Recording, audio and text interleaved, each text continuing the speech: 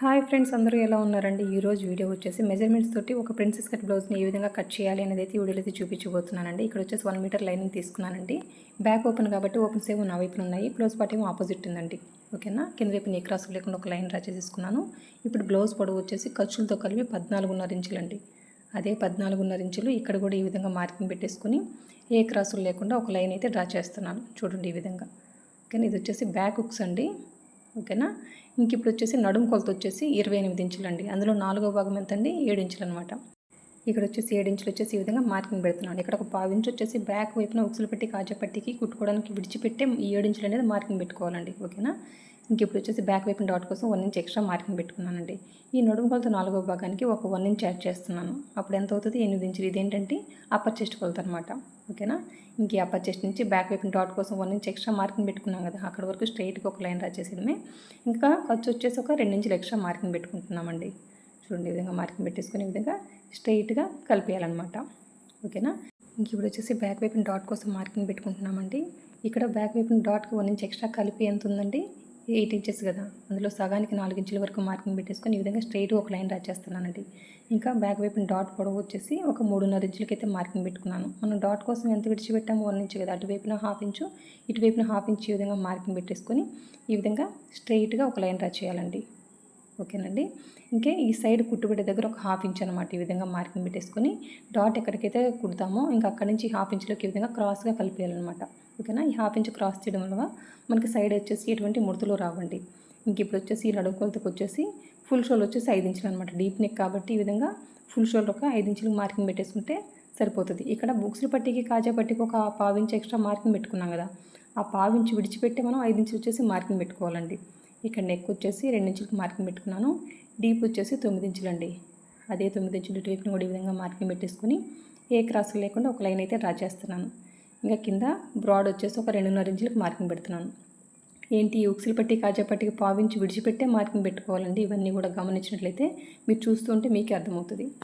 ఓకేనా? ఇంక ఇక్కడి నుంచి ఈ విధంగా పైన 2 ఇంచుల వరకు మార్కింగ్ పెట్టుకున్నాం కదా, నెక్ వరకు ఆ విధంగా స్ట్రైట్గా కలిపేశాను. ఇంకా బ్యాక్ రౌండ్ నెక్ కాబట్టి ఈ విధంగా రౌండ్ షేప్ ఇచ్చేసాను. ఇంకా నెక్ వైపు నొక్కి పట్టుకొని షోల్డర్స్ చారకుండా ఉండడం కోసం ఈ విధంగా ఒక 1/2 ఇంచు నెక్ వైపు డౌన్కి మార్కింగ్ పెట్టేసుకున్నాయి. ఈ విధంగా షోల్డర్ వైపు కలిపేశానండి. ఫస్ట్ వచ్చేసి చంక డౌన్ వచ్చేసి 5.5 ఇంచులకి అయితే ఈ విధంగా మార్కింగ్ పెట్టేసుకొని ఈ విధంగా స్ట్రైట్గా ఒక లైన్ డ్రా చేస్తున్నానండి. ఇంకా చిన్న సైజే కాబట్టి ఈ కార్నర్ దగ్గర నుంచి ఒక 1 ఇంచుకి వచ్చేసి ఈ విధంగా మార్కింగ్ పెట్టేసుకొని ఈ స్కేల్ సైన్ తోటి ఈ విధంగా అయితే రౌండ్ షేప్ ఇస్తున్నానండి. చంకను కొలవడానికి మనకంటూ ఒక మెథడ్ ఉంది కదా, అదేంటంటే షోల్డర్స్ జాయిన్ చేయడానికి 1/2 ఇంచు ఖర్చు విడిచిపెట్టేసుకొని మనం ఎంత గ్యాప్ తోటి హ్యాండ్ని జాయిన్ చేస్తామండి? 1/2 ఇంచు కదా, ఈ విధంగా మార్కింగ్ పెట్టేసుకొని ఆ 1/2 ఇంచు మార్కింగ్ మీద ఈ విధంగా కొలుచుకుంటూ రావాలండి. నాకు కావాల్సిన చంక రౌండ్ వచ్చేసి 16 ఇంచులు అనమాట, అంటే 8 ఇంచులు అందులో సగం.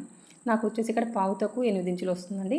అందుకోసం ఈ డౌన్ వచ్చేసి ఒక 1/2 ఇంచు కిందకి మార్కింగ్ పెట్టేసుకొని మళ్ళీ ఈ కార్నర్ దగ్గర నుంచి 1 ఇంచుకి వచ్చేసి ఈ విధంగా మార్కింగ్ పెట్టేసుకొని ఈ విధంగా ఈ స్కేల్ సైన్ తోటి ఈ విధంగా రౌండ్ షేప్ ఇచ్చేసాను అనమాట. ఇంతకుముందు ఏ మెథడ్ అయితే అప్లై చేసామో అదే మెథడ్ని మళ్ళీ అప్లై చేస్తున్నానండి.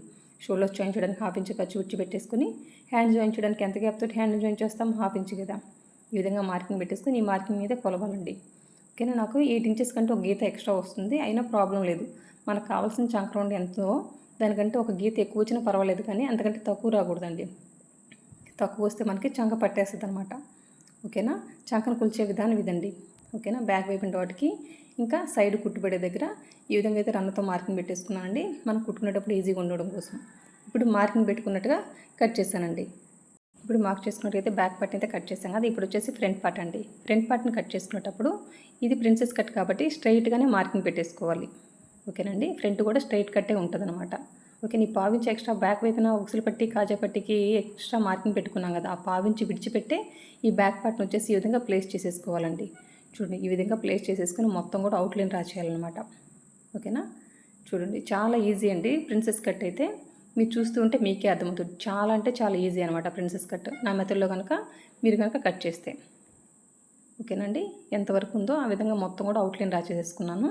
ఇంకా ఈ కింద వైపున వచ్చేసి ఒక 3/4 ఇంచు వచ్చేసి ఎక్స్ట్రా మార్కింగ్ పెట్టేసుకుంటున్నాను. చూడండి, అంటే బ్యాక్ పార్ట్ కంటే ఫ్రంట్ పార్ట్ ఒక 3/4 ఇంచు ఎక్స్ట్రా ఈ విధంగా మార్కింగ్ పెట్టేసుకొని ఈ విధంగా స్ట్రైట్గా ఒక లైన్ డ్రా చేయాలన్నమాట. ఓకేనండి?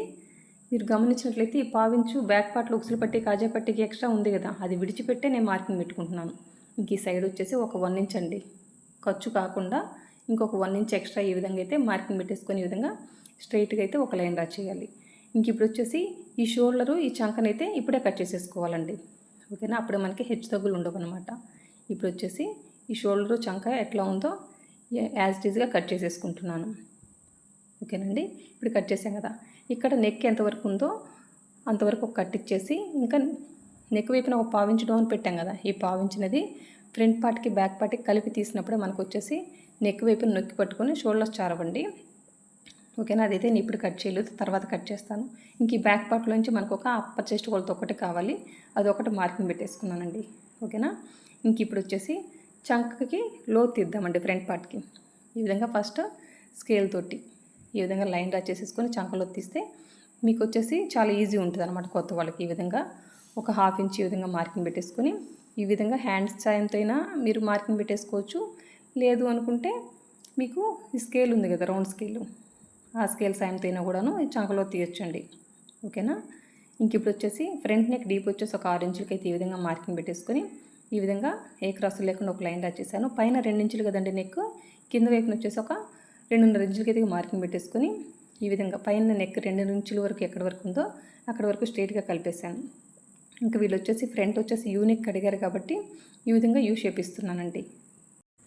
ఓకేనా, ఇంక ఇప్పుడు వచ్చేసి పైనుంచి అపెక్స్ పాయింట్ వచ్చేసి ఒక 9 ఇంచులకి అయితే ఫస్ట్ ఈ విధంగా అయితే మార్కింగ్ పెట్టేసుకుంటున్నానండి.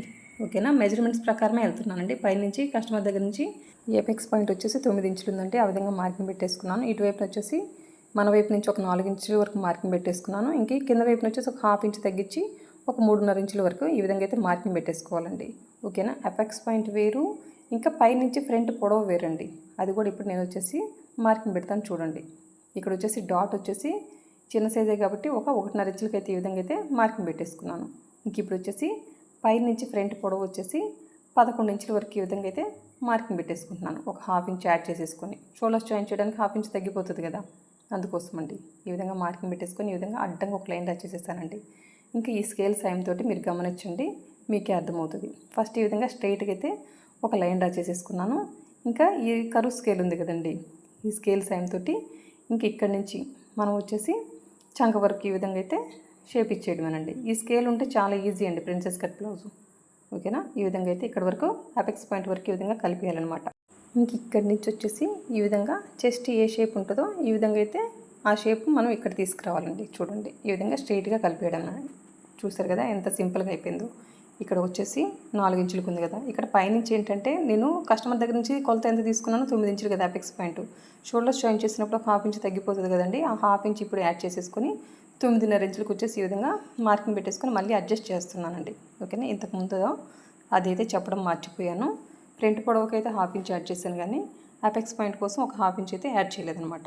ఓకేనా, ఈ విధంగా హ్యాండ్ తోటి పర్ఫెక్ట్గా చెస్ట్ ఏ షేప్ ఉంటుందో ఆ విధంగా రౌండ్ షేప్ ఇచ్చేస్తే సరిపోతుందండి. ఓకేనండి, ఇటువైపున 1/2 ఇంచ్ అటువైపున 1/2 ఇంచ్ ఈ విధంగా మార్కింగ్ పెట్టుకుంటున్నాను. కట్ చేయడం అయితే అక్కడ కట్ చేస్తామండి, కుట్టిన తర్వాత ఇక్కడ 1/2 ఇంచ్ తగ్గిపోతుంది కదా, అందుకోసం ఫ్రంట్ వచ్చేసి ఈ విధంగా 1.5 ఇంచులకు వచ్చేసి ఈ విధంగా మార్కింగ్ పెట్టేసుకున్నానండి. అది కస్టమర్ ఇష్టాన్ని బట్టండి, కొంతమంది స్ట్రైట్గా అడుగుతారు, కొంతమంది షేప్ అడుగుతారు. ఫ్రంట్ వాళ్ళ ఇష్ట ప్రకారం వెళ్ళిపోతాం. ఇక్కడ నుంచి కొలిస్తే ఎంత ఉందంటే 3.5 అనమాట. ఇంక ఇక్కడ నుంచి కొలుచుకుంటే నడుము కొలత 4వ భాగం 7 ఇంచెస్ అక్కడ వరకు వచ్చింది, మార్కింగ్ పెట్టేసుకున్నానండి. ఇది వచ్చేసి అప్పర్ చెస్ట్ అనమాట. అప్పర్ చెస్ట్ కొలతకి ఒక 1/2 ఇంచ్ యాడ్ చేయాలండి. ఏంటి ప్రిన్సెస్ కట్ బ్లౌజ్ అంటే 1/2 ఇంచ్ యాడ్ చేసి ఇంకా అక్కడి నుంచి నడుము కొలత 4వ భాగం 7 ఇంచెస్ వరకు విధంగా స్ట్రైట్గా కలిపేయడం అనమాట. ఇంక ఇక్కడే కుట్టు పడుతుందండి, ఏడోటు లేదనమాట. నార్మల్గా అయితే నార్మల్ బ్లౌజులకు వచ్చేసి ఇక్కడ అప్పర్ చెస్ట్ ఫ్రంట్కి బ్యాక్ ఒకేలాగా ఉంటుంది, కాకపోతే ఈ ప్రిన్సెస్ కట్కి వచ్చేసి ఒక 1/2 ఇంచ్ ఎక్స్ట్రా మార్కింగ్ పెడతామండి. ఓకేనా, మీకు అర్థమైంది కదా. ఇప్పుడు మార్క్ చేసుకుంటే అయితే కట్ చేశాను అనమాట. ఇంకా ఫ్రంట్ షేప్ ఇచ్చాం కదండి ఫ్రంట్ పార్ట్కి, ఆ షేప్ అనేది ఇప్పుడైతే కట్ చేయాలండి. నేను స్టిచ్ చేసేటప్పుడే కట్ చేస్తాను అనమాట. ఓకేనండి, ఇప్పుడు వచ్చేసి హ్యాండ్స్ని అయితే కట్ చేస్తున్నాను. హ్యాండ్స్ని కట్ చేయాలంటే ఈ విధంగా 4 ఫోల్డింగ్స్ చేసేసుకొని ఇప్పుడు వచ్చేసి హ్యాండ్ పొడవు వచ్చేసి నాకు ఖర్చులతో కలిపి 9 ఇంచులు కావాలి. ఫస్ట్ వచ్చేసి ఏ క్రాసులు లేకుండా ఒక లైన్ అయితే డ్రా చేద్దామండి. చూడండి, ఈ స్కేల్ సాయంతో ఏ క్రాసులు లేకుండా ఒక లైన్ అయితే ఈ విధంగా డ్రా చేస్తున్నాను. ఇంక ఇప్పుడు వచ్చేసి హ్యాండ్ పొడవు వచ్చేసి నాకు ఖర్చులతో కలిపి 9 ఇంచులకి అయితే ఈ విధంగా అయితే మార్కింగ్ పెట్టేసుకుంటున్నానండి. ఇదే 9 ఇంచులు ఇటువైపున కూడా ఈ విధంగా మార్కింగ్ పెట్టేసుకొని ఏ క్రాసులు లేకుండా ఒక లైన్ అయితే డ్రా చేస్తున్నాను. ఓకేనా, చూడండి ఈ విధంగా. ఇంకా తినకొచ్చేసి హ్యాండ్ డౌన్ వచ్చేసి ఒక 3 ఇంచులకి అయితే మార్కింగ్ పెడుతున్నానండి. ఈ విధంగా మార్కింగ్ పెట్టేసుకొని ఇంకొక మార్కింగ్ కూడా ఇటువైపున మార్కింగ్ పెట్టేసుకొని ఏ క్రాసులు లేకుండా ఒక లైన్ అయితే డ్రా చేశాను. ఇంకా హ్యాండ్ లూజ్ వచ్చేసి ఒక 5 ఇంచులకి అయితే మార్కింగ్ పెడుతున్నానండి. ఇంకా చంక రౌండ్ ఎంత అండి 16 ఇంచులు, అందులో సగం ఎంత 8 ఇంచులకి అయితే ఈ విధంగా మార్కింగ్ పెట్టేసుకుంటున్నాను. ఇంకా చంక లూజ్ నుంచి హ్యాండ్ లూజ్ వరకు ఈ విధంగా స్ట్రైట్గా కలిపేయడమేనండి, ప్లస్ ఖర్చు అనమాట. ఓకేనా. ఇంకే మన వైపు నుంచి ఒక 2 ఇంచులకు వచ్చేసి ఈ విధంగా అయితే మార్కింగ్ పెట్టేసుకుంటున్నాను. ఇంకా 2 ఇంచుల నుంచి చంక లూజ్ వరకు ఈ విధంగా స్ట్రైట్గా కలిపేయడమేనండి. ఓకేనా. ఫస్ట్ ఇక్కడ వచ్చేసి ఒక 1/4 ఇంచు డౌన్కి మార్కింగ్ పెట్టేసుకొని ఈ విధంగా షేప్ ఇచ్చేయడమేనండి. ఈ లైన్లోకి వచ్చేసి కలిపేయాలన్నమాట. ఇంక ఇక్కడ నుంచి ఇక్కడికి ఎంత ఉందో డిస్టెన్స్, అందులో సగానికి ఒక మార్కింగ్ పెట్టేసుకొని ఆ సగం దగ్గరకు వచ్చేసరికి గీతగా నుంచి గీత డ్రా చేస్తే ఏ విధంగా ఉంటుందో ఆ విధంగా మార్కింగ్ పెట్టేసుకుంటే పర్ఫెక్ట్ హ్యాండ్ షేప్ అండి. ఓకేనా. ఈ విధంగా మార్కింగ్ పెట్టుకున్నట్టుగా కట్ చేశాను. ఇప్పుడు వచ్చేసి ఫ్రంట్ పార్ట్కి వచ్చేసి లోతు తీద్దామండి. హ్యాండ్కి ఫ్రంట్ వచ్చేసి లోతు తీద్దాము. ఘాటు పెట్టాం కదా మిడిల్కి, అక్కడి నుంచి 1 ఇంచు మార్కింగ్ పెట్టేసుకొని అక్కడి నుంచి చంక లూజ్ వరకు ఎంత ఉంది 7 ఇంచెస్ కదా, అందులో సగానికి మార్కింగ్ పెట్టేయాలండి. మార్కింగ్ పెట్టేసుకొని ఇది చిన్న సైజే కాబట్టి ఒక 1/2 ఇంచ్ ఈ విధంగా మార్కింగ్ పెట్టేసుకున్నాను.